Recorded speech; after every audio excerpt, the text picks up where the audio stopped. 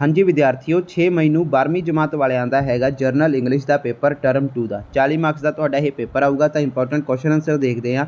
ਸਭ ਤੋਂ ਪਹਿਲਾਂ ਟੈਕਸਟ ਬੇਸਡ ਕੁਐਸਚਨ 19 ਮਾਰਕਸ ਦੇ ਆਉਣਗੇ। ਤਾਂ question 1 answer the following question in 30 ਤੋਂ ਲੈ ਕੇ 35 ਵਰਡਸ ਐਨੀ 2।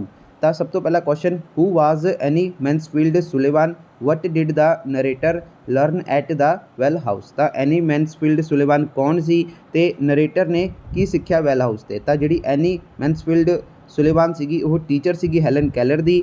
ਤੇ ਜਿਹੜਾ the narrator learned the mystery of language as the cool water flowed over her hand. ਤਾਂ ਜਿਹੜੀ ਨਰੇਟਰ ਸੀਗੀ ਉਸਨੇ ਮਿਸਟਰੀ ਆਫ ਲੈਂਗੁਏਜ ਸਿੱਖੀ ਕਿ ਜਿਵੇਂ ਕੂਲ ਵਾਟਰ ਹੈ, ਠੀਕ ਹੈ, ਜਿਹੜਾ ਠੰਡਾ ਵਾਟਰ ਹੈ ਉਹ ਉਸਦੇ ਹੱਥਾਂ ਤੋਂ ਕਿਵੇਂ ਨਿਕਲਦਾ ਹੈ। ਤੇ ਅੱਗੇ ਦੂਸਰਾ question what were the jobs that 2 boys undertook why did they work endlessly. ਤਾਂ ਜਿਹੜੇ ਮੁੰਡੇ ਸੀਗੇ ਉਹਨਾਂ ਨੇ ਕਿਹੜਾ ਕੰਮ ਅਪਣਾਇਆ ਤੇ ਉਹ ਜਿਹੜੇ ਆਪਣੇ ਕੰਮ ਨੂੰ ਇੰਨੇ ਐਂਡਲੈਸਲੀ ਯਾਨੀ ਕਿ ਇਹਨੇ ਠੀਕ ਹੈ ਮਿਹਨਤ ਨਾਲ ਕਿਉਂ ਕਰ ਰਹੇ ਸੀਗੇ। ਤਾਂ 2 ਬॉयਜ਼ ਪੋਲਿਸ਼ਡ ਸ਼ੋ, ਜਿਹੜੇ 2 ਬॉय ਸੀਗੇ ਉਹ ਠੀਕ ਹੈ ਜਿਹੜੇ ਜੁੱਤੇ ਵੀ ਪੋਲਿਸ਼ ਕਰਦੇ ਸੀਗੇ ਤੇ ਜਿਹੜੇ ਫਰੂਟ ਵੀ ਵੇਚਦੇ ਸੀਗੇ ਤੇ ਨਿਊਜ਼ਪੇਪਰ ਵੀ ਵੰਡਦੇ ਸੀਗੇ। ਤੇ ਜਿਹੜੇ ਟੂਰਿਸਟ ਯਾਨੀ ਕਿ ਜਿਹੜੇ ਘੁੰਮਣ ਆਉਂਦੇ ਹੁੰਦੇ ਸੀਗੇ ਉਹਨਾਂ ਨੂੰ ਠੀਕ ਹੈ ਜਿਹੜਾ ਟਾਊਨ ਹੈ ਪੂਰੇ ਦੇ ਵਿੱਚ ਉਹਨਾਂ ਨੂੰ ਠੀਕ ਹੈ ਘੁਮਾਉਂਦੇ ਸੀਗੇ, ਉਹਨਾਂ ਨੂੰ ਜਾਣਕਾਰੀ ਦਿੰਦੇ ਸੀ ਕਿ ਹਾਂ ਵੀ ਇਸ ਤਰ੍ਹਾਂ ਇਸ ਤਰ੍ਹਾਂ ਇਸ ਤਰ੍ਹਾਂ ਤੇ ਉਹ ਇਸ ਤਰ੍ਹਾਂ ਫਿਰ ਪੈਸੇ ਆਪਣਾ ਕਮਾਉਂਦੇ ਸੀਗੇ ਬਹੁਤ ਸਾਰਾ। ਤੇ ਉਹ ਕਿਉਂ ਮਤਲਬ ਇੰਨਾ ਕੰਮ ਕਰ ਰਹੇ ਸੀਗੇ। They worked endlessly to earn more and more for the treatment of their sister who was suffering from TB of spine. ਤਾਂ ਉਹ ਇਸ ਲਈ ਜਿਹੜਾ ਆਪਣਾ ਕੰਮ ਇੰਨੀ ਮਿਹਨਤ ਨਾਲ ਕਰਦੇ ਸੀਗੇ ਤਾਂ ਕਿ ਉਹ ਜ਼ਿਆਦਾ ਤੋਂ ਜ਼ਿਆਦਾ ਪੈਸੇ ਕਮਾ ਸਕਣ, ਕਿਉਂਕਿ ਉਹਨਾਂ ਦੀ ਜਿਹੜੀ ਸਿਸਟਰ ਸੀਗੀ ਠੀਕ ਹੈ ਉਹਦੇ TB ਆਫ ਸਫਾਈਨ ਸੀਗਾ ਉਹਨੂੰ, ਇਸ ਲਈ ਉਹ ਉਸਦੇ ਟਰੀਟਮੈਂਟ ਦੇ ਲਈ ਇੰਨਾ ਮਿਹਨਤ ਕਰਦੇ ਸੀਗੇ ਤੇ ਉਹ ਸੋਚਦੇ ਸੀਗੇ ਕਿ ਹਾਂ ਜ਼ਿਆਦਾ ਤੋਂ ਜ਼ਿਆਦਾ ਪੈਸਾ ਕਮਾ ਕੇ ਜਿਹੜੀ ਆਪਣੀ ਸਿਸਟਰ ਦਾ ਇਲਾਜ ਅਸੀਂ ਕਰਵਾ ਸਕੀਏ। ਤਾਂ ਅੱਗੇ ਕੁਐਸਚਨ ਹੈ ਆਪਣਾ C what made the driver and the mechanic choose their role. ਤਾਂ ਕਿਹੜੇ ਮਹੱਤਵ ਨਾਲ ਕਿਹੜੀ ਭੂਮਿਕਾ ਦੇ ਰਾਹੀਂ ਜਿਹੜੇ ਠੀਕ ਹੈ ਜਿਹੜੇ 2 ਬੰਦੇ ਸੀਗੇ ਉਹਨਾਂ ਨੇ ਠੀਕ ਹੈ ਡਰਾਈਵਰ ਦਾ ਰੋਲ ਅਪਣਾਇਆ ਤੇ ਮਕੈਨਿਕ ਦਾ ਰੋਲ ਅਪਣਾਇਆ। ਤਾਂ they choose their role because the mechanic was totally blind and the driver had only 1 arm. ਤਾਂ ਦੇਖ ਸਕਦੇ ਹੋ ਕਿ ਜਿਹੜੇ ਉਹ 2 ਬੰਦੇ ਸੀਗੇ, ਇੱਕ ਨੇ ਤਾਂ ਜਿਹੜਾ ਆਪਣਾ ਮਕੈਨਿਕ ਦਾ ਰੋਲ ਇਸ ਲਈ ਅਪਣਾਇਆ ਕਿਉਂਕਿ ਉਹ ਟੋਟਲੀ ਬਲਾਈਂਡ ਸੀਗਾ ਤੇ ਡਰਾਈਵਰ ਇਸ ਲਈ ਉਸਨੇ ਆਪਣਾ ਜਿਹੜਾ ਡਰਾਈਵਰ ਦਾ ਕੀਤਾ ਕਿਉਂਕਿ ਉਸਦਾ ਇੱਕ ਹੱਥ ਸੀਗਾ, ਤਾਂ ਇਸ ਲਈ ਉਹਨਾਂ ਦੀ ਇਹ ਭੂਮਿਕਾ ਸੀਗੀ। ਤੇ ਅੱਗੇ what were the physical condition of cellular jail, ਯਾਨੀ ਕਿ ਜਿਹੜੇ ਫਿਜ਼ੀਕਲ ਕੰਡੀਸ਼ਨ ਮਤਲਬ ਕਿ ਰੀਅਲ ਦੇ ਵਿੱਚ ਉਸਦੀ ਕੀ ਕੰਡੀਸ਼ਨ ਸੀਗੀ, ਸੈਲੂਲਰ ਜੇਲ ਸੀਗਾ ਉਹਦੀ ਕੀ ਕੰਡੀਸ਼ਨ ਸੀਗੀ। ਤਾਂ they were mosquitoes and leeches besides bad water this affected the health of prisoners they suffered from illness. ਤਾਂ ਜਿਹੜਾ ਸੈਲੂਲਰ ਜੇਲ ਸੀਗਾ ਉਸਦੀ ਕੰਡੀਸ਼ਨ ਬਹੁਤ ਹੀ ਜ਼ਿਆਦਾ ਖਰਾਬ ਸੀਗੀ, ਉੱਥੇ ਮੋਸਕੀਟੋ ਸੀਗੇ, ਲੀਚਿਸ ਸੀਗੇ ਠੀਕ ਹੈ। ਜਦੋਂ ਬਰਸਾਤ ਹੁੰਦੀ ਸੀਗੀ ਤੇ ਗੰਦਾ ਪਾਣੀ ਇਕੱਠਾ ਹੋ ਜਾਂਦਾ ਸੀਗਾ ਤੇ ਦਿਸ ਅਫੈਕਟਡ ਯੂਅਰ ਹੈਲਥ, ਯਾਨੀ ਕਿ ਉਹ ਜਿਹੜੇ ਜੇਲ੍ਹ ਦੇ ਵਿੱਚ ਜਿਹੜੇ ਕੈਦੀ ਹੁੰਦੇ ਸੀਗੇ ਸੈਲੂਲਰ ਜੇਲ੍ਹ ਦੇ ਵਿੱਚ ਉਹਨਾਂ ਨੂੰ ਠੀਕ ਹੈ ਬਿਮਾਰੀ ਦਾ ਸਾਹਮਣਾ ਵੀ ਕਰਨਾ ਪੈਂਦਾ ਸੀਗਾ ਤੇ ਉਹਨਾਂ ਦੀ ਹੈਲਥ ਵੀ ਖਰਾਬ ਹੋ ਜਾਂਦੀ ਸੀਗੀ। ਤੇ ਅੱਗੇ ਹੈਗਾ ਕਿ answer the following question in 30 ਤੋਂ ਲੈ ਕੇ 35 ਵਰਡਸ ਐਨੀ 2। ਤਾਂ ਦੇਖ ਸਕਦੇ ਹੋ ਕਿ who were Man Singh and Karam Singh what news did the postman bring, ਯਾਨੀ ਕਿ ਮਾਨ ਸਿੰਘ ਤੇ ਕਰਮ ਸਿੰਘ ਕੌਣ ਸੀਗੇ ਤੇ ਕਿੱਥੇ ਸੀਗੇ ਉਹ ਠੀਕ ਹੈ। ਤੇ what news did the postman bring, ਯਾਨੀ ਕਿ ਜਿਹੜਾ ਪੋਸਟਮੈਨ ਸੀਗਾ ਉਹ ਕੀ ਖਬਰ ਲੈ ਕੇ ਆਇਆ ਸੀਗਾ। ਤਾਂ ਦੇਖ ਸਕਦੇ ਹੋ ਕਿ they were soldiers in the same regimental centre were serving together in battalion on the Burma front. ਤਾਂ ਮਾਨ ਸਿੰਘ ਤੇ ਕਰਮ ਸਿੰਘ ਸੇਮ ਇੱਕ ਰੈਜੀਮੈਂਟਲ ਸੈਂਟਰ ਦੇ ਵਿੱਚ ਆਪਣੀ ਜਿਹੜੀ ਸਰਵਿਸ ਸੀਗੀ ਉਹ ਦੇ ਰਹੇ ਸੀਗੇ ਕਿਸੇ ਬਟਾਲੀਅਨ ਦੇ, ਇੱਕ ਬਟਾਲੀਅਨ ਸੀਗਾ ਉਹਦੇ ਜਿਹੜਾ ਬੁਰਮਾ ਫਰੰਟ ਦੇ ਇੱਕ ਬਟਾਲੀਅਨ ਦੇ ਵਿੱਚ ਠੀਕ ਹੈ। ਤੇ ਜਿਹੜਾ ਪੋਸਟਮੈਨ ਸੀਗਾ ਉਹ ਕੀ ਲੈ ਕੇ ਆਇਆ ਸੀਗਾ ਖਬਰ ਦਾ, ਜਿਹੜਾ ਪੋਸਟਮੈਨ ਸੀਗਾ the postman about the papers concerning Karam Singh pension it means Karam Singh had dead. ਤਾਂ ਇਹਦਾ ਮਤਲਬ ਹੈ ਕਿ ਜਿਹੜਾ ਕਰਮ ਸਿੰਘ ਹੈ ਉਸਦੀ ਡੈਥ ਹੋ ਗਈ ਸੀਗੀ ਤੇ ਜਿਹੜਾ ਪੋਸਟਮੈਨ ਹੈ ਠੀਕ ਹੈ ਉਹ ਉਹਨਾਂ ਦੇ ਜਿਹੜੇ ਕਰਮ ਸਿੰਘ ਦੇ ਪੈਨਸ਼ਨ ਦੇ ਪੇਪਰ ਲੈ ਕੇ ਆਇਆ ਸੀ। ਤੇ ਅੱਗੇ ਹੈ ਕੁਐਸਚਨ ਦੇਖ ਸਕਦੇ ਕਿ why did Chandu decide to go on strike. The upper caste people often used abuse Chandu so he decided go on strike. ਤਾਂ ਚੰਦੂ ਸੀਗਾ ਜਿਹੜਾ ਉਹ ਕਿ ਉਸਨੇ ਕਿਉਂ ਡਿਸਾਈਡ ਕੀਤਾ ਕਿ ਉਹ ਸਟ੍ਰਾਈਕ 'ਤੇ ਜਾਵੇਗਾ। ਤਾਂ ਇਸ ਲਈ ਉਸਨੇ ਇਹ ਇਸ ਲਈ ਡਿਸਾਈਡ ਕੀਤਾ ਕਿ ਜਿਹੜੇ ਅਪਰ ਕਾਸਟ ਵਾਲੇ ਨੇ ਜਿਹੜੇ ਵੱਡੀ ਜਾਤਾਂ ਵਾਲੇ ਨੇ ਉਹ ਤੇ ਠੀਕ ਹੈ ਜੀ ਜਿਹੜੇ ਛੋਟੀ ਜਾਤਾਂ ਵਾਲੇ ਦੇ ਸੀਗੇ ਉਹਨਾਂ 'ਤੇ ਰੋਬ ਮਾਰਦੇ ਸੀਗੇ ਤੇ ਉਹਨਾਂ ਨੂੰ ਗਾਲਾਂ ਕੱਢਦੇ ਸੀਗੇ, ਇਸ ਲਈ ਉਸਨੇ ਡਿਸਾਈਡ ਕੀਤਾ ਕਿ ਹਾਂ ਵੀ ਮੈਂ ਵੀ ਸਟ੍ਰਾਈਕ 'ਤੇ ਚੱਲੂੰਗਾ। ਤੇ ਅੱਗੇ where was the modern frame works situated who was owner of the modern frame works. ਤਾਂ ਦੋਸਤੋ ਇਹਦਾ ਮਤਲਬ ਕੀ ਹੈ ਕਿ ਜਿਹੜਾ ਮਾਡਰਨ ਫਰੇਮ ਵਰਕਸ ਇੱਕ ਦੁਕਾਨ ਸੀਗੀ ਠੀਕ ਹੈ ਜੀ ਉਹ ਕਿੱਥੇ ਸਿਚੁਏਟਡ ਸੀਗੀ द मॉडर्न फ्रेम वर्क्स ਉਹ ਸਿਚੁਏਟਡ ਸੀਗੀ ਯਾਨੀ ਕਿ ਇੱਕ ਐਮਪਟੀ ਸਪੇਸ ਤੇ between medical store and radio repair shop ਯਾਨੀ ਕਿ ਵਿਚਕਾਰ ਮੈਡੀਕਲ ਸਟੋਰ ਦੇ ਤੇ ਰੇਡੀਓ ਰਿਪੇਅਰ ਸ਼ਾਪ ਦੇ ਵਿਚਕਾਰ ਸਥਿਤ ਸੀਗੀ। ਠੀਕ ਹੈ, ਦ ਮॉडर्न फ्रेम वर्क शॉप। ठीक है, तो वो वाज द ओनर, तो दत्ता वाज इट ओनर्स यानी कि दत्ता इस दुकान का मालिक सीगा। तो अगे क्वेश्चन है what was age difference between Chandu and the narrator, why was Chandu not good at doing sums at school. तो जिहड़ा नरेटर सीगा ते चंदू सीगा उन्हां दे उम्र दे विचकार किन्ना का डिफरेंस सी। ठीक है, तो जिहड़ा चंदू सीगा वो जिहड़े मैथ के जिहड़े सम हुंदे आ उहदे विच कमज़ोर क्यों सी, उहदे विच वधिया क्यों नहीं सीगा। तो देख सकते हो कि Chandu was senior to the narrator by 6 month यानी कि जिहड़ा चंदू सीगा वो वड्डा सीगा नरेटर नालों 6 महीने। And he did not do the homework given by the teachers यानी कि जिहड़ा चंदू सीगा वो कोई भी जिहड़ा होमवर्क हुंदा सीगा टीचर द्वारा दिता जांदा सीगा वो करके नहीं आंदा सीगा। But would we learn to work as a barber because क्योंकि वो ਜਿਹੜਾ ਬਾਰ-ਬਾਰ ਦਾ ਕੰਮ ਕਰਦਾ ਹੁੰਦਾ ਸੀਗਾ ਇਸ ਲਈ ਉਹ ਜਿਹੜਾ ਟੀਚਰ ਉਹਨੂੰ ਕੰਮ ਦਿੰਦੇ ਹੁੰਦੇ ਸੀਗੇ ਕਰਨ ਲਈ ਉਹ ਕਰਕੇ ਨਹੀਂ ਆਉਂਦਾ ਸੀਗਾ। That's why he was not good at doing sums ਯਾਨੀ ਕਿ ਇਸ ਲਈ ਉਹ ਜਿਹੜਾ ਸਮ ਨੂੰ ਕਰਨ ਦੇ ਵਿੱਚ ਯਾਨੀ ਕਿ ਜਿਹੜੇ ਕੋਈ ਵੀ ਸਮਸ ਮੰਨ ਕੇ ਚੱਲੋ ਇੱਥੇ ਤਾਂ ਉਹਦੇ ਵਿੱਚ ਉਹ ਸਹੀ ਨਹੀਂ ਸੀਗਾ ਪੜ੍ਹਾਈ ਦੇ ਵਿੱਚ। ਤੇ ਅੱਗੇ ਕੁਐਸਚਨ ਹੈ question 2 write the central idea of the road not taken or on his blindness. ਤਾਂ ਦੇਖ ਸਕਦੇ ਹੋ ਕਿ ਸਭ ਤੋਂ ਪਹਿਲਾਂ the poem the road not taken is written by Robert Frost. ਜਿਹੜੀ ਆਹ ਕਵਿਤਾ ਹੈ द रोड नॉट टेकन वो रॉबर्ट फ्रॉस्ट ने लिखी है। तो the poet focus on proper choice of aim in one life, it is however difficult to have proper choice of aim, the aim of influence the whole course of man's life. The poet also express that one can not achieve extraordinary things by taking ordinary course. Ordinary people follow the beaten path, they do not explore never or innovative ways. Its great souls thus prefer to tread new paths, by doing so they find our new paths of success। तो दोस्तों all over इस central idea ਦੇ ਵਿੱਚ ਜਿਹੜਾ poet ਹੈ ਉਹ ਕੀ ਕਹਿੰਦਾ ਹੈ ਤਾਂ ਜਿਹੜਾ ਕਵੀ ਹੈ ਉਹ ਆਪਣੇ ਉਦੇਸ਼ ਦੀ ਸਹੀ ਚੋਣ ਤੇ ਧਿਆਨ ਕੇਂਦਰਿਤ ਕਰਦਾ ਹੈ। ਜੀਵਨ ਹਾਲਾਂਕਿ ਉਦੇਸ਼ ਦੀ ਸਹੀ ਚੋਣ ਕਰਨਾ ਮੁਸ਼ਕਿਲ ਹੈ, ਉਦੇਸ਼ ਮਨੁੱਖ ਦੇ ਜੀਵਨ ਦੇ ਸਾਰੇ ਮਾਰਗ ਨੂੰ ਪ੍ਰਭਾਵ ਕਰਦਾ ਹੈ। ਕਵੀ ਇਹ ਵੀ ਪ੍ਰਗਟ ਕਰਦਾ ਹੈ ਕਿ ਕੋਈ ਆਮ ਰਾਹ ਅਪਣਾ ਕੇ ਅਸਾਧਾਰਨ ਚੀਜ਼ਾਂ ਪ੍ਰਾਪਤ ਨਹੀਂ ਕਰ ਸਕਦਾ। ਨਵੇਂ ਜਾਂ ਨਵੀਨਤਕਾਰੀ ਤਰੀਕਿਆਂ ਦੀ ਖੋਜ ਨਾ ਕਰੋ, ਇਹ ਮਹਾਨ ਰੂਹਾਂ ਹੁੰਦੀਆਂ ਹਨ ਜੋ ਨਵੇਂ ਰਾਹਾਂ 'ਤੇ ਚੱਲਣ ਨੂੰ ਤਰਜੀਹ ਦਿੰਦੀਆਂ ਹਨ। ਅਜਿਹਾ ਕਰਨ ਨਾਲ ਉਹ ਸਫਲਤਾ ਦੇ ਨਵੇਂ ਰਾਸਤੇ ਲੱਭਦੇ ਹਨ। ਤਾਂ ਆਲ ਓਵਰ ਇਸ ਪੋਇਮ ਦੇ ਵਿੱਚ यही है जोड़ा सेंट्रल आइडिया। ये है अपना central idea on his blindness. On his blindness is a beautiful poem written by John Milton. The poet is blind, he advocates in the poem that person ways of God to men are just. He has no doubt about it. Man should adjust and accommodate himself with the circumstance in which God has placed him. The real service of God lies in keeping and feeling happy as well contented with our luck. God has given so many gifts to human being, but he does not want any gift in return. God does not want man to work to please him. Thus who accept God's will happily are his best servant। ਤਾਂ ਇਹਦੇ ਵਿੱਚ ਦੋਸਤੋ ਜਿਹੜਾ ਆਪਣਾ poet ਹੈ ਉਹ all over ਕੀ ਕਹਿੰਦਾ ਹੈ ਤਾਂ ਇਹਦੇ ਵਿੱਚ ਜਿਹੜਾ ਕਵੀ ਹੈ ਉਹ ਅੰਨਾ ਹੈ, ਉਹ ਕਵਿਤਾ ਵਿੱਚ ਵਕਾਲਤ ਕਰਦਾ ਹੈ ਕਿ ਮਨੁੱਖ ਲਈ ਰੱਬ ਦੇ ਤਰੀਕੇ ਨਿਆਂ ਹਨ, ਉਸ ਨੂੰ ਇਸ ਬਾਰੇ ਕੋਈ ਸ਼ੱਕ ਨਹੀਂ ਹੈ। ਮਨੁੱਖ ਆਪਣੇ ਆਪ ਨੂੰ ਉਹਨਾਂ ਦੀਆਂ ਹਾਲਾਤਾਂ ਨਾਲੋਂ ਅਨੁਕੂਲ ਅਤੇ ਅਨੁਕੂਲ ਬਣਾਉਣਾ ਚਾਹੀਦਾ ਹੈ ਜਿਨ੍ਹਾਂ ਵਿੱਚ ਰੱਬ ਨੇ ਉਸ ਨੂੰ ਰੱਖਿਆ ਹੈ। ਪਰਮਾਤਮਾ ਦੀ ਅਸਲ ਸੇਵਾ ਆਪਣੀ ਕਿਸਮਤ ਨਾਲ ਲੜਨ ਦੇ ਨਾਲ ਨਾਲ ਖੁਸ਼ ਰੱਖਣ ਅਤੇ ਮਹਿਸੂਸ ਕਰਨ ਵਿੱਚ ਹੈ। ਰੱਬ ਨੇ ਮਨੁੱਖ ਨੂੰ ਬਹੁਤ ਸਾਰੀਆਂ ਦਾਤਾਂ ਦਿੱਤੀਆਂ ਹਨ, ਪਰ ਉਹ ਬਦਲੇ ਵਿੱਚ ਕੋਈ ਤੋਹਫਾ ਨਹੀਂ ਚਾਹੁੰਦਾ। ਪਰਮੇਸ਼ਵਰ ਨਹੀਂ ਚਾਹੁੰਦਾ ਕਿ ਮਨੁੱਖ ਉਸ ਨੂੰ ਖੁਸ਼ ਕਰਨ ਲਈ ਕੰਮ ਕਰੇ। ਜੋ ਪਰਮਾਤਮਾ ਦੀ ਰਜ਼ਾ ਨੂੰ ਖੁਸ਼ੀ ਨਾਲ ਸਵੀਕਾਰ ਕਰਦੇ ਹਨ ਉਹ ਉਸ ਦੇ ਸਰਵੋਤਮ ਸੇਵਕ ਹਨ। ਤਾਂ ਆਲ ਓਵਰ ਇਹਦੇ ਵਿੱਚ ਜਿਹੜਾ ਆਪਣਾ ਸੈਂਟਰਲ ਆਈਡੀਆ ਇਹਦੇ ਵਿੱਚ ਜਿਹੜਾ ਪੋਇਟ ਹੈ ਉਹ ਇਹੀ ਕਹਿ ਰਿਹਾ ਹੈ। ਦੋਸਤੋ ਅੱਗੇ ਹੈ question 3 answer the following question in 100 ਤੋਂ ਲੈ ਕੇ 120 ਵਰਡਸ ਦੇ ਵਿੱਚ। ਤਾਂ ਸਭ ਤੋਂ ਪਹਿਲਾਂ ਦੇਖੋ ਕੁਐਸਚਨ ਕੀ ਹੈ, right the theme of chapter the story of my life. The story of my life is written ਬਾय Helen Keller. The authors say that even the blind and deaf person can lead a joyous and adventure life। यानी कि ਇਹਦੇ ਵਿੱਚ ਜਿਹੜਾ ਆਪਣਾ ਲੇਖਕ ਹੈ ਉਹਦਾ ਕਹਿਣਾ ਹੈ ਕਿ ਜਿਹੜਾ ਅੰਨਾ ਤੇ ਬੋਲਾ ਵਿਅਕਤੀ ਹੈ ਉਹ ਵੀ ਆਪਣਾ ਜਿਹੜਾ ਜੀਵਨ ਹੈ, ਠੀਕ ਹੈ ਜੀ, ਉਹ ਆਨੰਦਮਈ ਤਰੀਕੇ ਨਾਲ ਅਤੇ ਵਧੀਆ ਨਾਲ ਜਿਹੜਾ ਹੈਗਾ ਜੀ ਸਕਦਾ ਹੈ ਆਪਣੇ ਜ਼ਿੰਦਗੀ ਨੂੰ।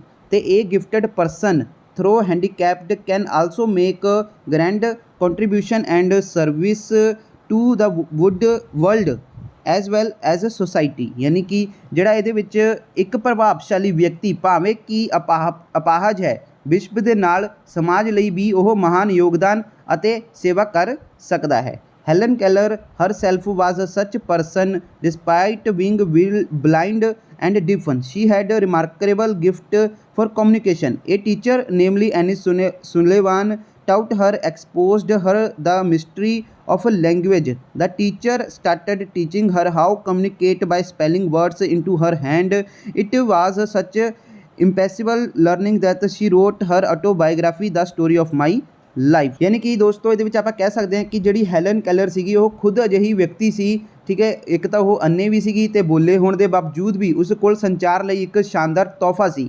ਇੱਕ ਅਧਿਆਪਕ ਅਰਥਾਤ ਐਨੀ ਸੁਲੇਵਾਨ ਨੇ ਉਸ ਨੂੰ ਸਿਖਾਇਆ ਅਤੇ ਉਸ ਨੂੰ ਭਾਸ਼ਾ ਦੇ ਰਹੱਸ ਤੋਂ ਜਾਣੂ ਕਰਵਾਇਆ। ਅਧਿਆਪਕ ਨੇ ਆਪਣੇ ਹੱਥਾਂ ਵਿੱਚ ਸ਼ਬਦਾਂ ਦੇ ਸਪੈਲਿੰਗ ਦੁਆਰਾ ਉਸ ਨੂੰ ਸੰਚਾਰ ਕਰਨਾ ਸਿਖਾਉਣਾ ਸ਼ੁਰੂ ਕਰ ਦਿੱਤਾ। ਯਾਨੀ ਕਿ ਕਮਿਊਨੀਕੇਟ ਯਾਨੀ ਕਿ ਗੱਲਬਾਤ ਕਰਨਾ ਸਿਖਾ ਦਿੱਤਾ, ਠੀਕ ਹੈ, ਹੱਥਾਂ ਦੇ ਨਾਲ। ਇੱਕ ਅਜਿਹੀ ਬੇਮਿਸਾਲ ਸਿੱਖਿਆ ਸੀ ਕਿ ਉਸਨੇ ਆਪਣੀ ਸਵੈ ਜੀਵਨੀ ਦਾ ਸਟੋਰੀ ਆਫ ਮਾਈ ਲਾਈਫ ਉਸਨੇ ਲਿਖੀ, ਠੀਕ ਹੈ। ਹਰ teachers efforts and her own willingness as well as determination to learn exploited the world of knowledge around. She proved that where there is a will there is a way।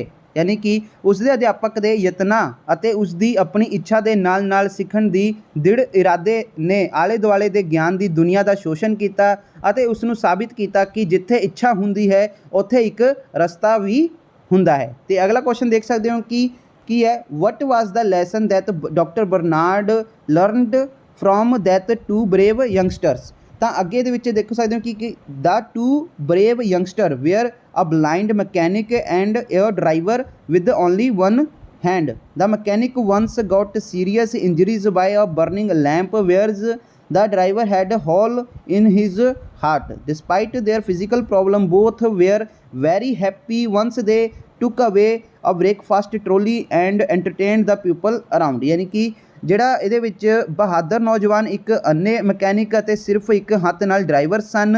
Mechanic ਨੂੰ ਇੱਕ ਵਾਰ ਬਲਦੇ ਦੀਵੇ ਨਾਲ ਗੰਭੀਰ ਸੱਟਾਂ ਲੱਗੀਆਂ ਜਦੋਂ ਕਿ driver ਦੇ ਦਿਲ ਵਿੱਚ ਸੁਰਾਖ ਸੀ। ਸਰੀਰਕ ਸਮੱਸਿਆਵਾਂ ਦੇ ਬਾਵਜੂਦ ਵੀ ਦੋਵੇਂ ਬਹੁਤ ਖੁਸ਼ ਸਨ। ਇੱਕ ਵਾਰ ਉਹ ਨਾਸ਼ਤੇ ਦੀ ਟਰਾਲੀ ਲੈ ਗਏ ਅਤੇ ਲੋਕਾਂ ਦਾ ਮਨੋਰੰਜਨ ਕੀਤਾ, ਆਲੇ ਦੁਆਲੇ ਦੇ ਜਿਹੜੇ ਲੋਕ ਸੀਗੇ।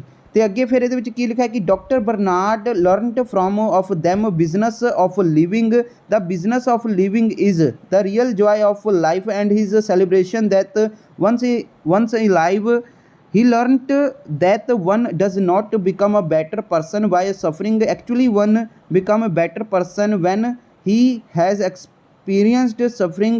One cannot appreciate light until he has seen darkness. That same way cannot appreciate warmth if we have not suffered cold. Dr. Bernard learned that it's important what we have us now and not what we have lost for। यानी कि ਜਿਹੜਾ doctor Bernard ਸੀਗਾ, ਠੀਕ ਹੈ ਜੀ, ਉਹਨੇ business of living ਯਾਨੀ ਕਿ ਰਹਿਣ ਦਾ ਕਾਰੋਬਾਰ ਸਿੱਖਿਆ, ਠੀਕ ਹੈ। ਕਿਸ ਤੋਂ? ਜਿਹੜੇ ਯੰਗਸਟਰ ਬੋਏ ਸੀਗੇ, ਦੋ ਜਿਹੜੇ ਯੰਗਸਟਰ ਬੋਏ ਸੀਗੇ ਉਹਨਾਂ ਤੋਂ, ਠੀਕ ਹੈ, ਰਹਿਣ ਦਾ ਕਾਰੋਬਾਰ ਸਿੱਖਿਆ ਕਿ ਜੀਵਨ ਦਾ ਕਾਰੋਬਾਰ ਜੀਵਨ ਦਾ ਅਸਲ ਆਨੰਦ ਹੈ, ਇੱਕ ਜਸ਼ਨ ਹੈ, ਇੱਕ ਜੀਵਤ ਹੈ। ਉਸਨੇ ਸਿੱਖਿਆ ਕਿ ਦੁੱਖ ਝੱਲ ਕੇ ਚੰਗਾ ਇਨਸਾਨ ਨਹੀਂ ਬਣ ਜਾਂਦਾ, ਵਾਸਤਵ ਵਿੱਚ ਇੱਕ ਬਿਹਤਰ ਵਿਅਕਤੀ ਬਣ ਜਾਂਦਾ ਹੈ ਜਦੋਂ ਉਸ ਨੂੰ ਦੁੱਖਾਂ ਦਾ ਅਨੁਭਵ ਹੁੰਦਾ ਹੈ।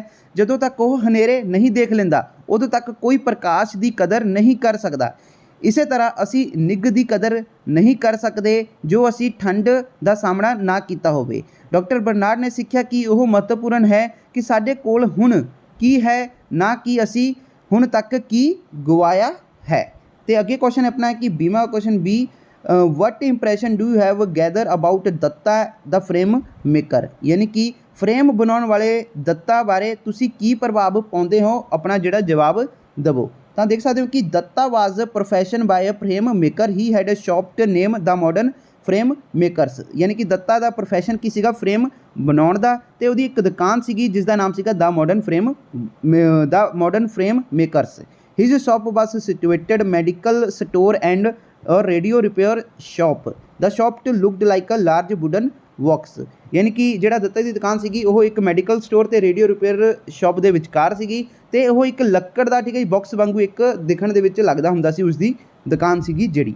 ਤੇ ਅੱਗੇ Datta had curved figure, he used wear dhoti, expect datta there was no room for any customer to sit in his shop, he would work on making frames all days, he was a silent but hard working man, he used to speak less and so he answered customer briefly, his tools were scattered here and there, he would looked for a pencil or a glass cutter for a or piece of wood again and again, that the walls of shop were decked with the pictures of gods, national leaders, sportsmen, wedding couples and actors। ਤਾਂ ਇਹਦੇ ਵਿੱਚ ਜਿਹੜਾ ਦੱਤਾ ਹੈ ਉਹ ਇੱਕ ਵਕਰ ਰੂਪ ਸੀ, ਉਹ ਧੋਤੀ ਪਹਿਨਦਾ ਸੀ, ਠੀਕ ਹੈ, ਜਿਹੜਾ ਆਪਣਾ ਦੱਤਾ ਸੀਗਾ ਉਹ ਧੋਤੀ ਪਹਿਨਦਾ ਹੁੰਦਾ ਸੀਗਾ, ਤੇ ਜਿਹੜਾ ਦੱਤਾ ਸੀਗਾ, ਦੱਤਾ ਨੂੰ ਛੱਡ ਕੇ ਉਸ ਦੀ ਦੁਕਾਨ ਵਿੱਚ ਕਿਸੇ ਗ੍ਰਾਹਕ ਦੇ ਬੈਠਣ ਦੀ ਥਾਂ ਨਹੀਂ ਸੀ, ਉਹ ਸਾਰਾ ਦਿਨ ਫਰੇਮ ਬਣਾਉਣ ਦਾ ਕੰਮ ਕਰਦਾ ਸੀ, ਉਹ ਇੱਕ ਚੁੱਪ ਪਰ ਮਿਹਨਤੀ ਇਨਸਾਨ ਸੀਗਾ, ਉਹ ਘੱਟ ਬੋਲਦਾ ਸੀ ਅਤੇ ਇਸ ਲਈ ਉਹ ਗਾਹਕਾਂ ਨੂੰ ਸੰਖੇਪ ਜਵਾਬ ਦਿੰਦਾ ਸੀ, ਉਸ ਦੇ ਸੰਦ ਇੱਧਰ ਉੱਧਰ ਖਿਲਰੇ ਪਏ ਹੁੰਦੇ ਸਨ, ਉਹਦੇ ਜਿਹੜੇ ਸਮਾਨ ਸੀਗੇ, ਤੇ ਉਹ ਵਾਰ-ਵਾਰ ਪੈਨਸਿਲ ਜਾਂ ਫਿਰ ਸ਼ੀਸ਼ੇ ਦਾ ਜਿਹੜਾ ਕਟਰ ਹੈ, ਠੀਕ ਹੈ, ਲੱਕੜ ਦਾ ਟੁਕੜਾ ਲੱਭਦਾ ਰਹਿੰਦਾ ਸੀਗਾ ਕਿ ਹਾਂ ਵੀ ਮੇਰਾ ਸਮਾਨ ਕਿੱਥੇ ਗਿਆ। ਉਸ ਦੀ ਦੁਕਾਨ ਦੀਆਂ ਜਿਹੜੀ ਕੰਧਾਂ ਸੀਗੀਆਂ, ਉਸ ਦੇ ਜਿਹੜੇ ਕੰਧਾਂ ਸੀਗੀਆਂ ਦੁਕਾਨ ਦੀਆਂ, ਉਸ 'ਤੇ ਰਾਸ਼ਟਰੀ ਜਿਹੜੇ ਨੇਤਾਵਾਂ ਸੀਗੀਆਂ, ਖਿਡਾਰੀਆਂ ਸੀਗੀਆਂ, ਉਹਨਾਂ ਦੀ ਤਸਵੀਰਾਂ ਨਾਲ ਜਿਹੜੀਆਂ ਉਹ ਸਜੀਆਂ ਹੋਈਆਂ ਸੀਗੀਆਂ। ਤੇ ਅੱਗੇ ਲਿਖਿਆ ਹੋਇਆ ਕਿ he knew the needs and psychology of customers, so he dealt and convinced them to their complete satisfaction. Some customers were curious to get the frames timely, while others were not punctual. Many customers never came back to see whether their order for frame making was carried out or not. He was hardworking, diligent, honest and silent person। यानी कि ਜਿਹੜਾ ਇਹਦੇ ਵਿੱਚ ਜਿਹੜਾ ਆਪਣਾ ਦੱਤਾ ਹੈ, ਠੀਕ ਹੈ ਜੀ, ਉਹ ਠੀਕ ਹੈ ਜਿਹੜੇ ਕਸਟਮਰ ਸੀਗੇ ਉਹਨਾਂ ਦੀ ਸਾਈਕੋਲੋਜੀ ਅਤੇ ਉਹਨਾਂ ਦੀਆਂ ਲੋੜਾਂ ਨੂੰ ਜਾਣਦਾ ਸੀਗਾ, ਇਸ ਲਈ ਉਸ ਨੇ ਉਹਨਾਂ ਨੂੰ ਪੂਰੀ ਤਰ੍ਹਾਂ ਸੰਤੁਸ਼ਟ ਕਰਨ ਲਈ ਨਜਿੱਠਿਆ ਅਤੇ ਯਕੀਨ ਦਿਵਾਇਆ। ਕੁਝ ਗਾਹਕ ਸਮੇਂ ਸਿਰ ਜਿਹੜਾ ਫਰੇਮ ਪ੍ਰਾਪਤ ਕਰਨ ਲਈ ਉਤਸੁਕ ਹੁੰਦੇ ਸੀਗੇ, ਜਦੋਂ ਕਿ ਦੂਸਰੇ ਸਮੇਂ ਦੇ ਪਾਬੰਦ ਨਹੀਂ ਸੀਗੇ, ਉਹ ਕਈ ਵਾਰੀ ਠੀਕ ਹੈ ਆਉਂਦੇ ਵੀ ਨਹੀਂ ਸੀਗੇ। ਬਹੁਤ ਸਾਰੇ ਗ੍ਰਾਹਕ ਇਹ ਦੇਖਣ ਲਈ ਕਦੇ ਵਾਪਸ ਹੀ ਨਹੀਂ ਆਏ ਕਿ ਹਾਂ ਵੀ ਫਰੇਮ ਬਣਿਆ ਵੀ ਹੈ ਕਿ ਨਹੀਂ ਬਣਿਆ ਹੈ, ਉਹਨਾਂ ਦਾ ਆਰਡਰ ਪੂਰਾ ਹੋਇਆ ਵੀ ਹੈ ਕਿ ਨਹੀਂ ਹੋਇਆ ਹੈ। ਤਾਂ ਜਿਹੜਾ ਆਪਣਾ ਉਹ ਮਿਹਨਤੀ ਇਮਾਨਦਾਰ ਅਤੇ ਚੁੱਪ ਰਹਿਣ ਵਾਲਾ ਇਨਸਾਨ ਸੀਗਾ ਜਿਹੜਾ ਆਪਣਾ ਦੱਤਾ। ਤੇ ਅੱਗੇ ਹੈ ਕਿ ਹੀ ਨੈਵਰ ਨਿਊ ਚੀਟਿੰਗ ਐਨੀ ਕਸਟਮਰ ਔਰ any other person, he never delivered inferior quality of frames to the customers, but when the photo given by a customer got disfigured and lost, Datta was badly worried. He found out a similar kind of photo, framed and delivered it to customer. The customer too did not care the photo. He was impressed by the beauty of frame, but he complained that he had ordered a cut mount with an oval shape frame, whereas Datta had framed the photo in secure frame, thus it was not as per the order। यानी कि ਜਿਹੜਾ ਆਪਣਾ ਉਹ ਕਦੇ ਵੀ ਕਿਸੇ ਗ੍ਰਾਹਕ ਜਾਂ ਫਿਰ ਕਿਸੇ ਹੋਰ ਵਿਅਕਤੀ ਨਾਲ ਧੋਖਾ ਕਰਨ ਬਾਰੇ ਨਹੀਂ ਜਾਣਦਾ ਸੀਗਾ ਜਿਹੜਾ ਦੱਤਾ ਸੀਗਾ। ਉਸਨੇ ਕਦੇ ਵੀ ਗਾਹਕਾਂ ਨੂੰ ਘਟੀਆ ਕੁਆਲਿਟੀ ਦਾ ਫਰੇਮ ਨਹੀਂ ਦਿੱਤੇ, ਪਰ ਜਦੋਂ ਕਿਸੇ ਗ੍ਰਾਹਕ ਦੁਆਰਾ ਦਿੱਤੇ ਗਈ ਫੋਟੋ ਖਰਾਬ ਹੋ ਗਈ ਤਾਂ ਉਸਨੇ ਗੁੰਮ ਹੋਈ ਫੋਟੋ ਫੋਟੋ ਗੁੰਮ ਹੋ ਗਈ ਸੀਗੀ, ਤਾਂ ਦੱਤਾ ਬੁਰੀ ਤਰ੍ਹਾਂ ਜਿਹੜਾ ਚਿੰਤਿਤ ਹੋ ਗਿਆ ਸੀਗਾ।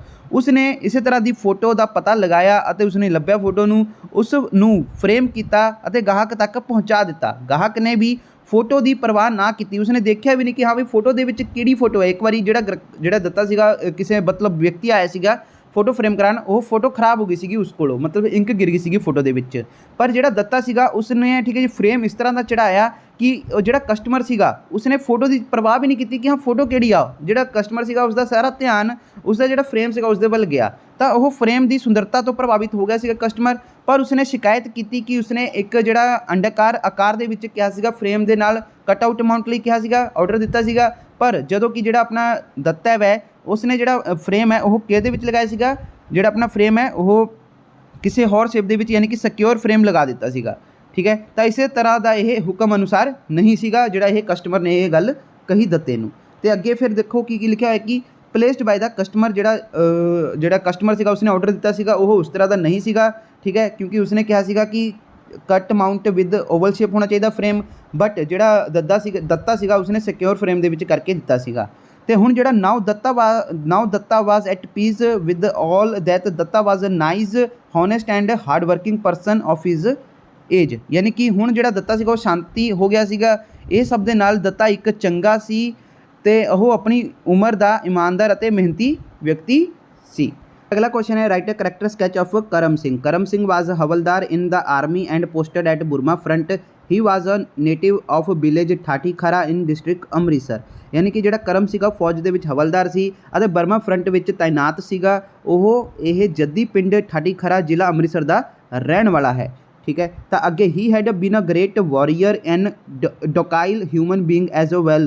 ही was a heart friendly character, यानी कि ਜਿਹੜਾ ਕਰਮ ਸਿੰਘ ਸੀਗਾ, ठीक है, ਉਹ ਜਿਹੜਾ ਇੱਕ ਮਹਾਨ ਯੋਧਾ ਸੀਗਾ ਅਤੇ ਇੱਕ ਨਿਮਰ ਇਨਸਾਨ ਸੀਗਾ। ਉਹ ਦਿਲੋਂ ਦੋਸਤਾਨਾ ਕਿਰਦਾਰ ਦਾ ਸੀਗਾ। He had a pleasant manner of speech. The village folk would sit by his side and listen to his tales of war and adventure. He was much popular in village.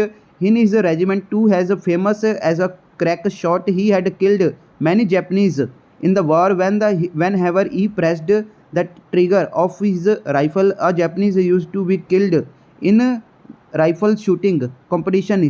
He used to be a best performer. He was known for his feats in the gymnasium in his regiment। ਤਾਂ ਦੇਖੋ ਇਹਦੇ ਵਿੱਚ ਜਿਹੜਾ ਉਹ ਸੀ ਜਿਹੜਾ ਆਪਣਾ ਉਸਦਾ ਬੋਲਣ ਦਾ ਜਿਹੜਾ ਢੰਗ ਵੀ ਉਹ ਸੁਹਾਵਣਾ ਸੀਗਾ। ਪਿੰਡ ਦੇ ਲੋਕ ਉਹਦੇ ਕੋਲੋਂ ਬੈਠ ਜਾਂਦੇ ਸੀਗੇ, ਉਸ ਦੇ ਯੁੱਧ ਅਤੇ ਸਾਹਸ ਦੀਆਂ ਕਹਾਣੀਆਂ ਸੁਣਦੇ ਸੀਗੇ। ਉਹ ਪਿੰਡ ਵਿੱਚ ਬਹੁਤ ਮਸ਼ਹੂਰ ਸੀਗਾ। ਆਪਣੀ ਰੈਜੀਮੈਂਟ ਵਿੱਚ ਉਹ ਇੱਕ ਕ੍ਰੈਕ ਸ਼ਾਟ ਵਜੋਂ ਵੀ ਮਸ਼ਹੂਰ ਸੀਗਾ। ਠੀਕ ਹੈ ਜੀ, ਅਤੇ ਉਸ ਨੇ ਬਹੁਤ ਸਾਰੀਆਂ ਜਾਪਾਨੀਆਂ ਨੂੰ ਠੀਕ ਹੈ ਜੀ ਮਾਰਿਆ ਸੀਗਾ ਜੰਗ ਵਿੱਚ। ਜਦੋਂ ਵੀ ਉਹ ਆਪਣੀ ਰਾਈਫਲ ਦਾ ਟ੍ਰਿਗਰ ਦਬਾਉਂਦਾ ਸੀਗਾ ਤਾਂ ਇੱਕ ਜਾਪਾਨੀ ਮਾਰਿਆ ਜਾਂਦਾ ਸੀਗਾ। ਰਾਈਫਲ ਸ਼ੂਟਿੰਗ ਮੁਕਾਬਲਿਆਂ ਵਿੱਚ ਉਹ ਵਧੀਆ ਪ੍ਰਦਰਸ਼ਨ ਕਰਦਾ ਸੀਗਾ। ਉਹ ਆਪਣੀ ਰੈਜੀਮੈਂਟ ਵਿੱਚ ਠੀਕ ਹੈ ਜਿਮਨਾਜ਼ੀਅਮ ਵਿੱਚ ਆਪਣਾ ਠੀਕ ਕਾਰਨਾਮੇ ਲਈ ਜਾਣਿਆ ਜਾਂਦਾ ਸੀਗਾ। ਤੇ ਅੱਗੇ ਕਰਮ ਸਿੰਘ ਵਾਜ਼ ਅ ਸਿੰਸੀਅਰ फ्रेंड ऑफ मान सिंह, नायक इन रेजिमेंट। मान Singh was from village चूहड़खाना now in Pakistan during war days.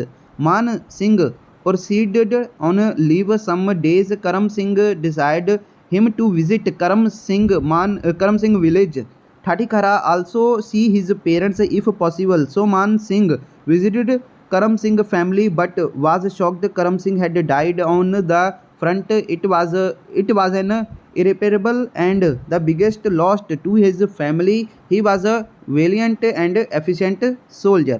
ਤਾਂ ਕਰਮ ਸਿੰਘ ਰੈਜੀਮੈਂਟ ਵਿੱਚ ਨਾਇਕ ਮਾਨ ਸਿੰਘ ਦਾ ਪੱਕਾ ਮਿੱਤਰ ਸੀਗਾ। ਠੀਕ ਹੈ, ਮਾਨ ਸਿੰਘ ਪਿੰਡ ਚੂਹੜਕਾਣਾ ਜੋ ਕਿ ਹੁਣ ਪਾਕਿਸਤਾਨ ਦਾ ਰਹਿਣ ਵਾਲਾ ਸੀ ਅਤੇ ਜੰਗ ਦੇ ਦਿਨਾਂ ਦੇ ਦੌਰਾਨ ਮਾਨ ਸਿੰਘ ਕੁਝ ਦਿਨ ਛੁੱਟੀ 'ਤੇ ਚਲਾ ਗਿਆ। ਕਰਮ ਸਿੰਘ ਦੀ ਇੱਛਾ ਸੀ ਕਿ ਉਹ ਕਰਮ ਸਿੰਘ ਦੇ ਪਿੰਡ ਠਾਠੀਖਰਾ ਵੀ ਜਾ ਕੇ ਆਪਣੇ ਮਾਤਾ ਪਿਤਾ ਨੂੰ ਮਿਲੇ। ਠੀਕ ਹੈ, ਅਤੇ ਇਸ ਲਈ ਮਾਨ ਸਿੰਘ ਕਰਮ ਸਿੰਘ ਦੇ ਪਰਿਵਾਰ ਨੂੰ ਮਿਲਣ ਗਿਆ ਪਰ ਹੈਰਾਨ ਰਹਿ ਗਿਆ।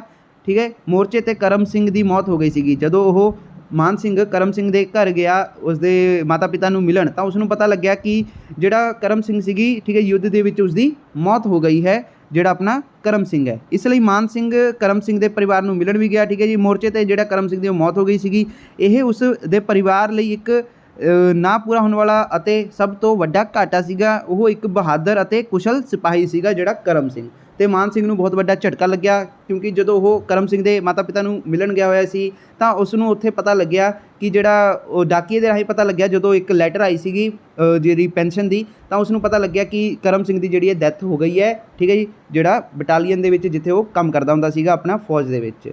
ਤਾਂ ਇਹ ਜਿਹੜੀ ਖਬਰ ਉਸ ਨੂੰ ਕਰਮ ਸਿੰਘ ਨੂੰ ਮਾਨ ਸਿੰਘ ਨੂੰ ਮਿਲ ਗਈ ਸੀ। ਦੋਸਤੋ ਅੱਗੇ ਹੈ grammar and composition. Question number 4 do as a director. ਤਾਂ ਪਹਿਲਾ ਕੀ ਹੈ Parth was playing the violin, change the sentence into passive voice, ਯਾਨੀ ਕਿ ਪਰਥ ਵਾਇਲਨ ਵਜਾ ਰਿਹਾ ਸੀ, ਇਸ ਨੂੰ ਤੁਸੀਂ ਕਨਵਰਟ ਕਰਨਾ ਵਾ ਪੈਸਿਵ ਵੌਇਸ ਦੇ ਵਿੱਚ। ਤਾਂ ਇਸ ਦਾ ਆਨਸਰ ਕੀ ਹੈ ਵਾਇਲਨ ਵਾਜ਼ ਬੀਇੰਗ ਪਲੇਡ ਬਾਏ ਪਰਥ, ਯਾਨੀ ਕਿ ਪਰਥ ਵੱਲੋਂ ਵਾਇਲਨ ਵਜਾਇਆ ਜਾ ਰਿਹਾ ਸੀ। ਤੇ ਅੱਗੇ ਹੈ a new job has been taken up by me, यानी कि मेरे द्वारा एक नवी नौकरी की गई है। तो इसनूं तुसीं एक्टिव वॉइस दे विच चेंज करना वा, तो की आऊगा इहदा, I have taken up a new job, यानी कि मैं नवी नौकरी की है। इहदा ये आंसर आ जाऊगा। अगे है बी, पहला की है इहदे विच A, fill in the blanks with gerund using the word given within bracket. तो देखो की है, ही इंजॉय डैश स्विम, तो यदा की आ जाएगा कि वह जोड़ा ही इंजॉय स्विमिंग, यानी कि उसनूं तैराकी का आनंद आउंदा है। ठीक है, तो अगे है B number, fill in the blanks with infinitive using the word given within bracket. तो देख सकते हो कि the light is too weak dash, तो ब्रैकेट ये दिता है रीड, तो यदा की आ जाऊगा, the light is too weak to read, यानी कि रोशनी पढ़ने लई बहुत कमज़ोर है।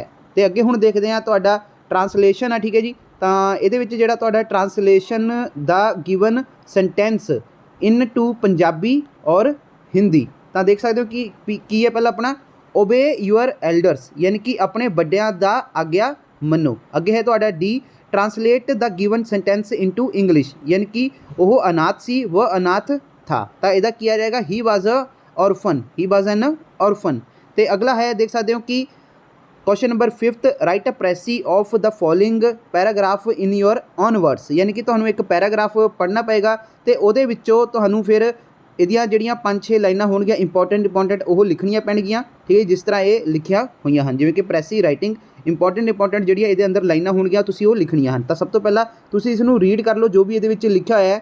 ठीक है जी, आ देख सकते हो, women who constitute half of human population are encountered with many challenges. तो ये इसनूं चंगी तरह रीड कर लो। ठीक है जी, तो जो तुसीं इसनूं रीड कर लोगे तो ये जिहड़ियां मेन लाइनां हन, ठीक है जी, वो आपां प्रेसी दे विच लिखणियां हन। जिवें कि आ देख लो, प्रेसी राइटिंग आंसर दे विच जाके, तो ये की लिखा है कि women constitute of half of the human population, many women face female foeticide which is violence against them, thus they are denied the right to life. Female fertilized is the killing of a healthy female fertilized to get rid of a female child by medical termination of pregnancy or abortion.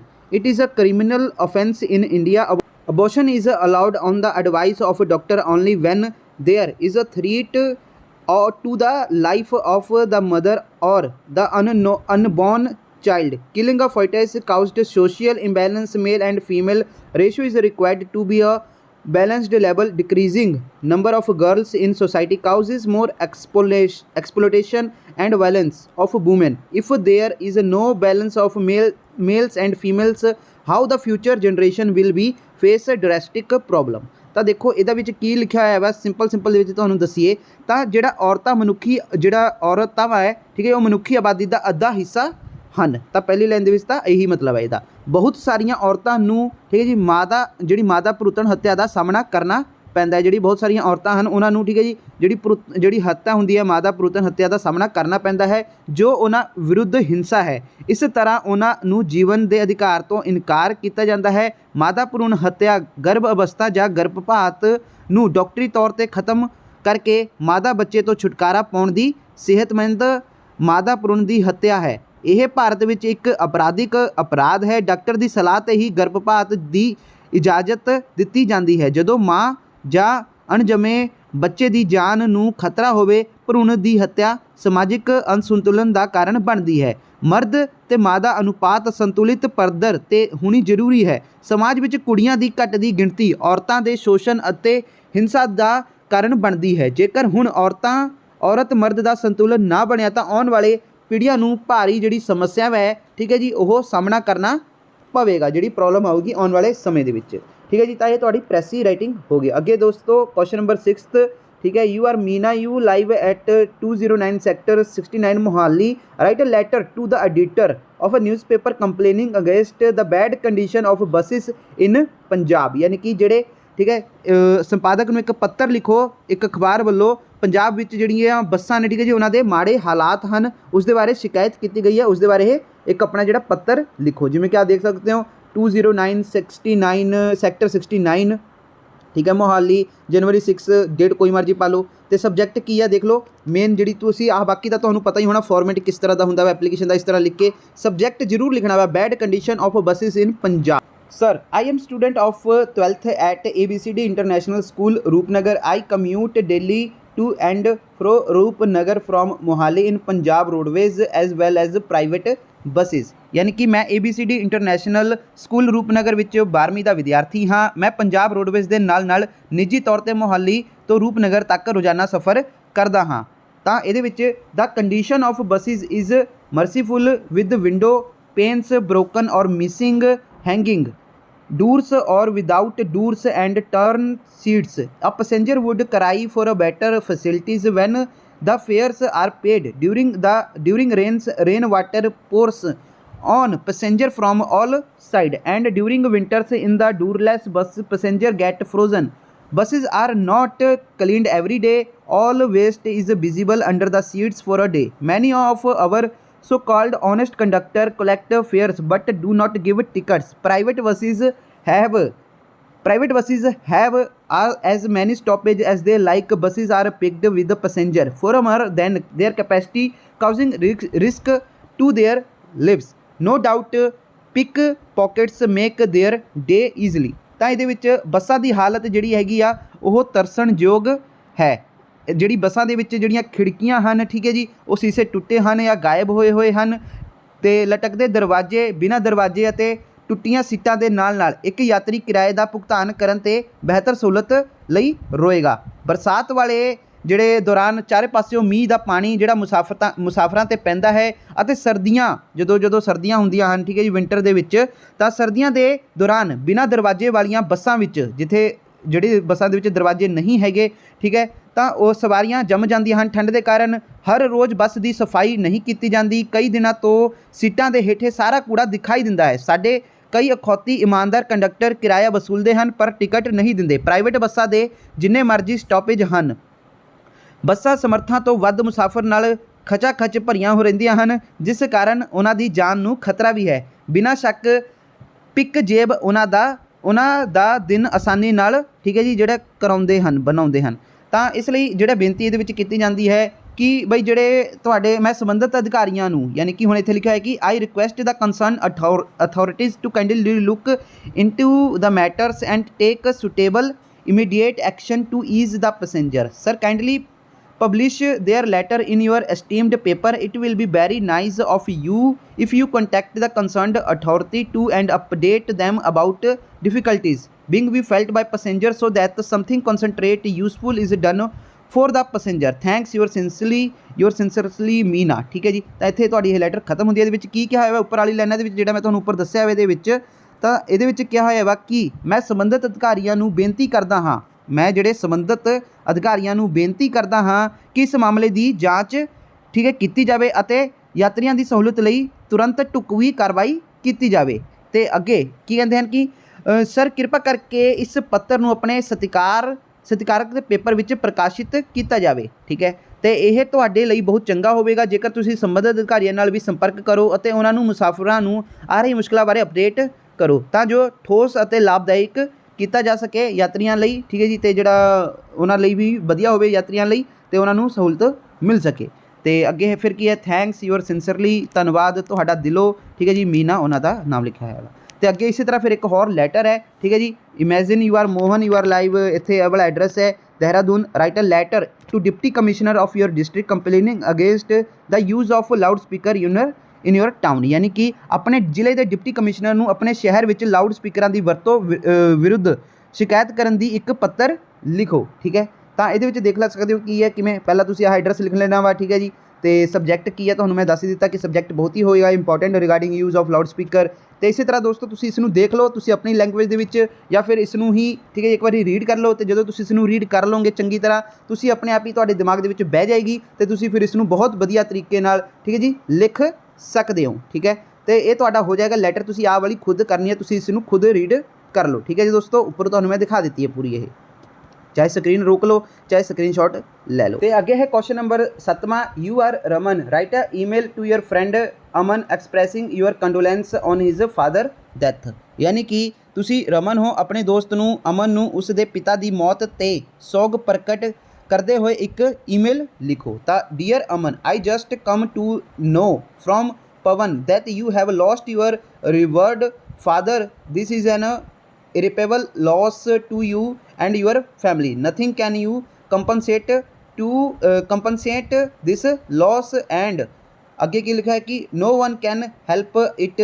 I pray Almighty to place your father's soul at his lotus feet and give forbearance to you and all member of your family. I and my family are with you in this distress.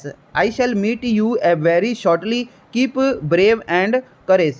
Om Shanti Raman. ठीक है, तो ये देखो की लिखा है उन्होंने कि मैनू पवन तो, यानी कि I just come to know from Pawan, मैनू पवन तो पता लगा कि तुसी अपने सत्कारयोग पिता नू गवा दिता है। यह तुहाडे लई ਅਤੇ ਤੁਹਾਡੇ परिवार लई, ठीक है, की है ना पूरा होने वाला घाटा है। कुछ भी इस नुकसान की भरपाई नहीं कर सकता। यानी कि कुछ भी मतलब कुछ भी दी जी तुहाडे नुकसान होया वा, तुहाडे जिहड़े पिता जी हैं उहदी डैथ हो गई है उन्हां दी, तो कुछ भी इन्हां दी नुकसान की भरपाई नहीं कर सकता। ठीक है जी, अते कोई भी इस दी मदद नहीं कर सकता।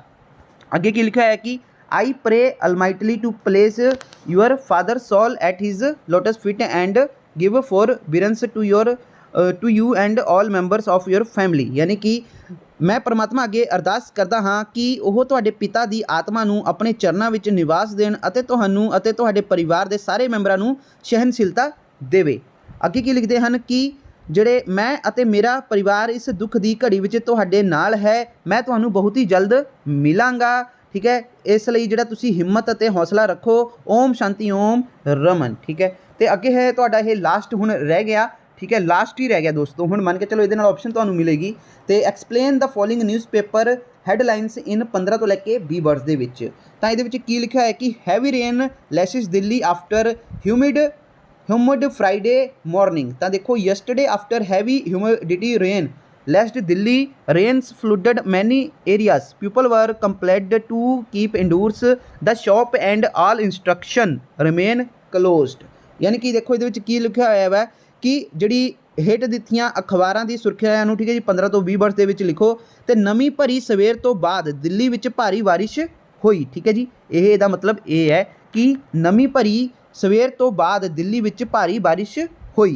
तो हुण अगे की लिखा आंसर ये कि कल भारी नमी तो बाद दिल्ली विच मीह पिया। ठीक है, इत्थे समझ आ गया। ठीक है, मीह कारण कई इलाकों च पानी भर गया। ठीक है जी, मीह पैण करके कई इलाकों में जिहड़ा पानी है वह भर गया। तो लोग घरां दे अंदर ही रहण लई मजबूर सन, दुकान अते सारे अदारे बंद रहणगे। ठीक है जी, लोग जिहड़े हैगे सारे वो अपने, ठीक है जी, घर ਦੇ ਵਿੱਚ ਰਹਿਣ ਲਈ ਮਜਬੂਰ ਹਨ ਅਤੇ ਦੁਕਾਨ ਅਤੇ ਸਾਰੇ ਜਿਹੜੇ ਅਦਾਰੇ ਹੈਗੇ ਉਹ ਬੰਦ ਰਹਿਣਗੇ। ਤਾਂ ਇੱਥੇ ਤੁਹਾਡਾ ਇਹ ਕੰਪਲੀਟ ਹੋ ਗਿਆ। ਤੇ ਕੁਐਸਚਨ ਨੰਬਰ 8ਵਾਂ ਤੁਹਾਨੂੰ ਗੁੱਡ ਹੈਂਡ ਰਾਈਟਿੰਗ ਦਾ ਮਿਲੇਗਾ 2 ਨੰਬਰ। ਅਗਰ ਦੋਸਤੋ ਤੁਸੀਂ ਆਪਣਾ ਪੇਪਰ ਕੀਤਾ ਹੈ ਵਧੀਆ ਹੈਂਡ ਰਾਈਟਿੰਗ ਦੇ ਵਿੱਚ ਤਾਂ ਤੁਹਾਨੂੰ 2 ਨੰਬਰ ਮਿਲਣਗੇ। ਬੱਲੇ ਬੱਲੇ, ਸ਼ਾਬਾਸ਼ ਸ਼ਾਬਾਸ਼। ਠੀਕ ਹੈ ਦੋਸਤੋ, ਤੇ ਬਾਕੀ ਇੱਥੇ ਤੁਹਾਡਾ ਇਹ ਜਿਹੜਾ ਸਿੰਪਲ ਪੇਪਰ ਸੀਗਾ ਕੰਪਲੀਟ ਹੋ ਚੁੱਕਿਆ ਵਾ। ਤੇ ਆਪਣਾ ਇੱਕ ਟੈਲੀਗ੍ਰਾਮ ਚੈਨਲ ਵੀ ਹੈ ਮੈਮੋਰੀਅਲ ਜਨਰੇਸ਼ਨ PSB ਉਸਦਾ ਨਾਮ ਹੈ। ਠੀਕ ਹੈ, अगर दोस्तों तुसी मैं जो अपना मैमोरीअल जनरेशन टैलीग्राम चैनल का लिंक है वो डिस्क्रिप्शन बॉक्स के भी दिता है। अगर लिंक ओपन नहीं होंदा है तो तुसी टैलीग्राम ते सीधा जाना वा। अगर जिन्होंने ये भी नहीं पता है कि टैलीग्राम की है, टैलीग्राम एक ऐप है। ठीक है जी, टैलीग्राम प्ले स्टोर पर अवेलेबल है, तुसी डाउनलोड कर लो। अगर नहीं है तो फोन के अगर है तो सर्च करो टैलीग्राम के जाके मैमोरीअल जनरेशन PSB सर्च करने आ जाऊगा।